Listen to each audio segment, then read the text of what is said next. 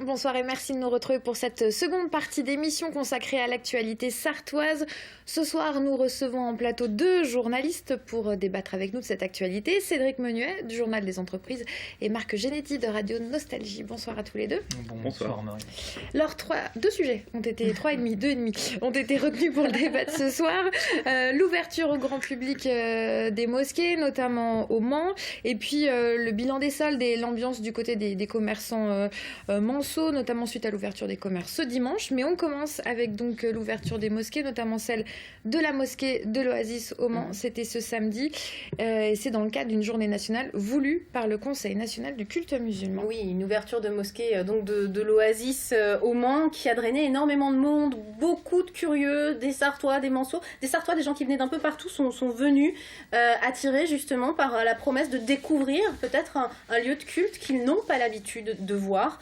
C'était une bonne opération selon vous, Marc Genetti? Absolument, je crois que... Et c'est vrai que les musulmans...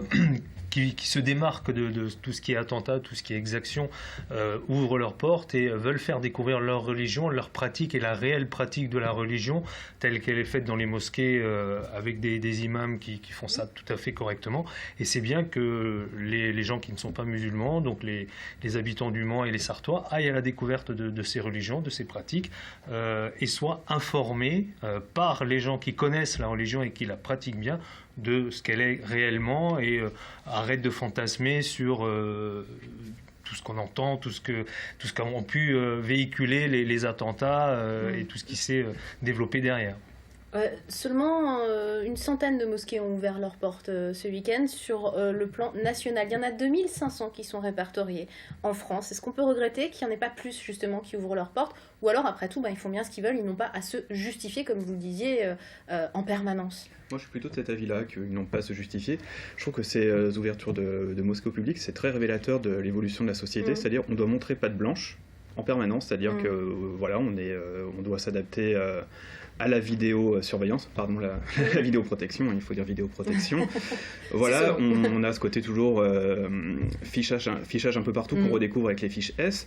Là, tout le monde s'enthousiasme un peu sur ces ouvertures de mosquées, mais finalement, on demande aux musulmans, soyez transparents, montrez que désolidarisez-vous des terroristes, montrez qui vous êtes, expliquez votre religion, alors qu'on leur a jamais rien demandé jusqu'à maintenant.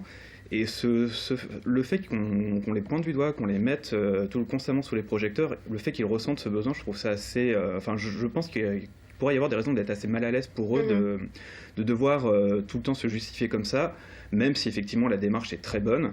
C'est une excellente idée. Après, moi, je pense que les gens qui sont islamophobes, ça n'est pas parce qu'on fera une journée porte ouverte qu'ils viendront. Ça ne changera pas le Je pense pas qu'ils aient à se... C'est pas, je pense, il faudrait véritablement discuter avec eux, mais je pense pas que c'est une volonté de se justifier. Je pense que c'est une ouverture et de dire, mais justement, on n'a pas à se justifier, mais venez nous voir, rencontrez-nous, discutez avec nous, et vous verrez qu'il n'y a pas de justification à donner. Et je pense que si le problème, au lieu de frapper la population d'origine musulmane, elle frappait les juifs, je pense que les décideurs de tout ce qui est culte juif feraient pareil au niveau des synagogues et accueilleraient le grand public lors de journées identiques pour dire mais on n'est pas comme ça, notre religion elle n'est pas non plus comme ça, elle ne véhicule pas ces choses-là.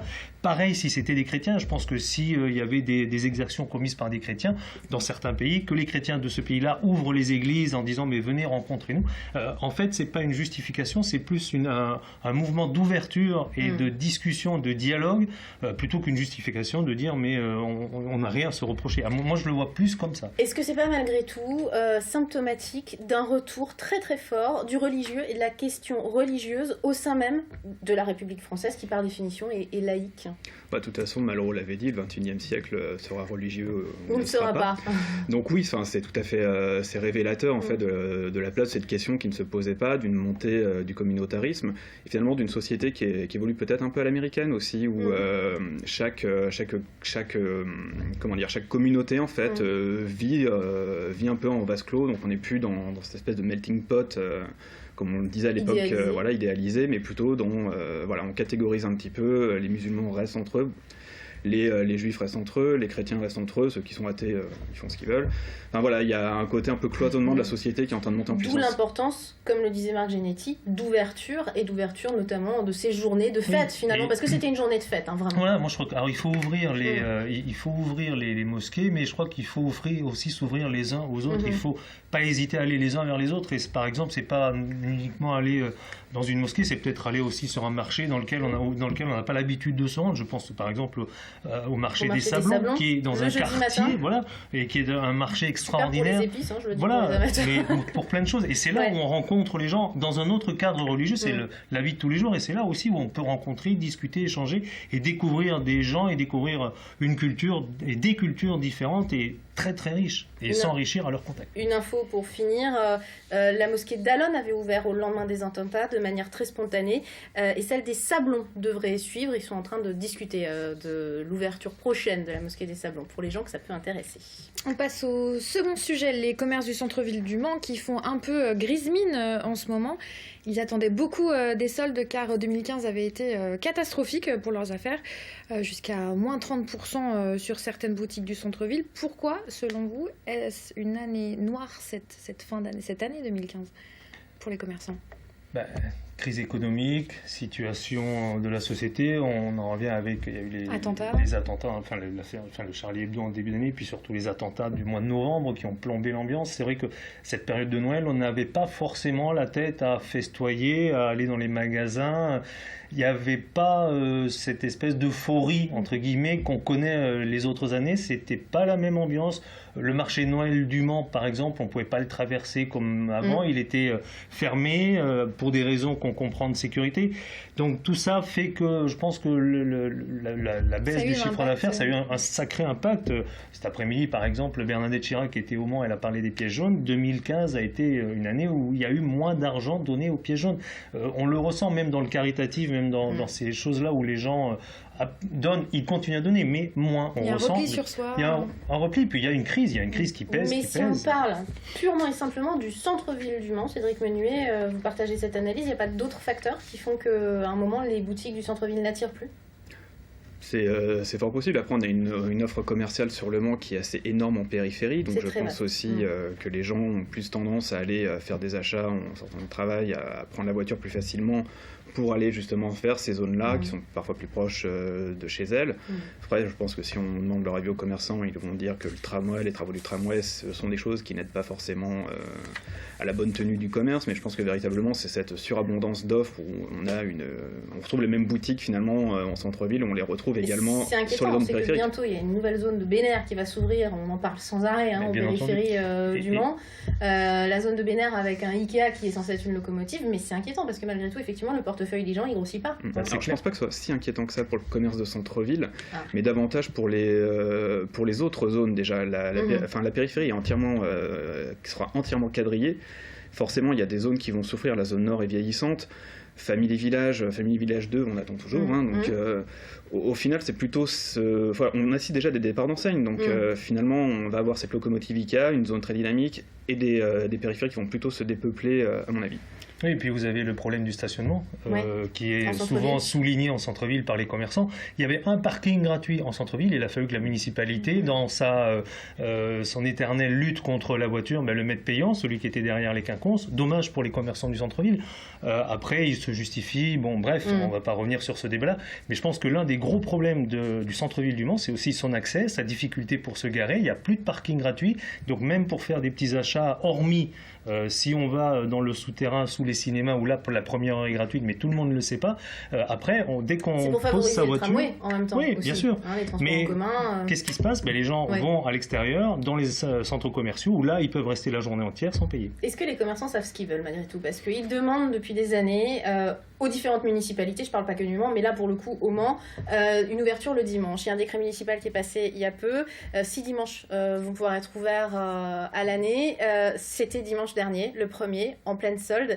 Et pour ceux qui ont pu se promener en ville, très peu de commerces étaient ouverts. Ils n'ont pas sauté sur cette occasion. Pourquoi, à votre avis ? Je pense qu'il y a aussi une question de coût quand on est commerçant de pouvoir ouvrir le dimanche. Les grandes enseignes, les chaînes peuvent se le permettre. Le salarié coûte plus cher le dimanche. on peut pas non plus faire travailler les gens 50 heures par semaine. C'est payé double. Voilà, donc il faut déjà dégager ce budget-là. Si on a un petit effectif qui fait déjà ses 35 heures par semaine, on peut pas mettre un salarié en plus le dimanche, il faudrait recruter. Donc l'ouverture du dimanche ne bénéficie qu'aux grandes enseignes finalement. Tout à fait, c'est elles qui le réclament de toute façon, c'est pas nécessairement le petit commerçant indépendant. Et puis je pense que à partir du moment où certains magasins ouvrent et d'autres n'ouvrent pas, forcément, il n'y a pas de monde en centre-ville. Quand tous les magasins sont ouverts, les gens viennent, mais s'il n'y en a que quelques-uns, s'il n'y a que quelques boutiques, les gens ne vont pas y aller parce qu'ils vont aller dans un magasin qu'ils pensent ouvert, ils vont le trouver fermé. Donc, moi, à mon avis, pour décider d'un dimanche, si les commerçants doivent ouvrir, il faut qu'ils se réunissent et dire, bon, on a la possibilité, l'autorisation d'ouvrir, il faut qu'on soit un maximum 90-95% d'ouvrir. Si on n'est que quelques-uns dans la rue, quelques-uns dans le centre-ville, ça ne vaut pas le coup. On referme ce débat avec une question un peu anecdotique, Laure. Oui, c'est pas vraiment sartois, mais c'était un petit hommage qu'on voulait rendre à Daniel Balavoine, chanteur mythique des années 80, s'il en est. Ça fait 30 ans aujourd'hui, ce jeudi 14 janvier, que Daniel Balavoine est décédé. Il vous reste quoi, Marc Genetti, de ce personnage? Vous qui travaillez en radio, justement, sur Nostalgie Sarthe, je rappelle, on entend du Balavoine quand même beaucoup. Oui, on entend beaucoup Daniel Balavoine. Il reste un artiste, un grand artiste, un artiste engagé aussi, qui n'avait pas peur de dire ce qu'il pensait. Il y en a encore comme lui aujourd'hui, mais il n'a pas eu peur un jour de dire ses 4 vérités à François Mitterrand. On a tous les images en tête sur un plateau télé. Un formidable interprète, quelqu'un qui avait énormément de qualité, qui était très généreux. Il est mort sur le Dakar où il travaillait pour les populations africaines, pour creuser des puits.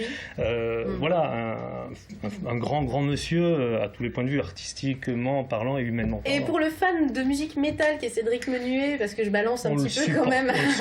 On l'imagine pas. On n'imagine pas ça, mais c'est pas franchement votre rayon, Daniel Balavoine, malgré tout. Il vous reste des choses de cet artiste, vous qui étiez enfant dans les années 80 comme moi finalement.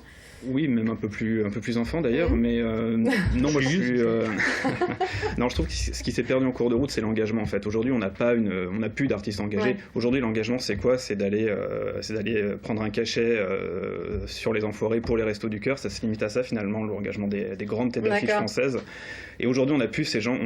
Aujourd'hui, c'est inimaginable devant un futur candidat à la présidence de faire un coup de gueule comme Balavoine a pu le faire devant Mitterrand. C'est ce qui s'est perdu en cours de route. C'était aussi pour nous l'occasion d'un clin d'œil à notre confrère Jean-Yves Breteau, rédacteur en chef de Radio Alpa, radio associative du Mans que vous connaissez certainement et qui est peut-être certainement l'un des plus grands fans sartois du chanteur et qui est à l'origine, il y a 30 ans, quand il a appris la mort de Daniel Balavoine, du comité de soutien Daniel Balavoine sartois qui œuvrait justement pour continuer l'action qui n'existe plus aujourd'hui mais qui a œuvré pour continuer l'action de Daniel Balavoine. Voilà.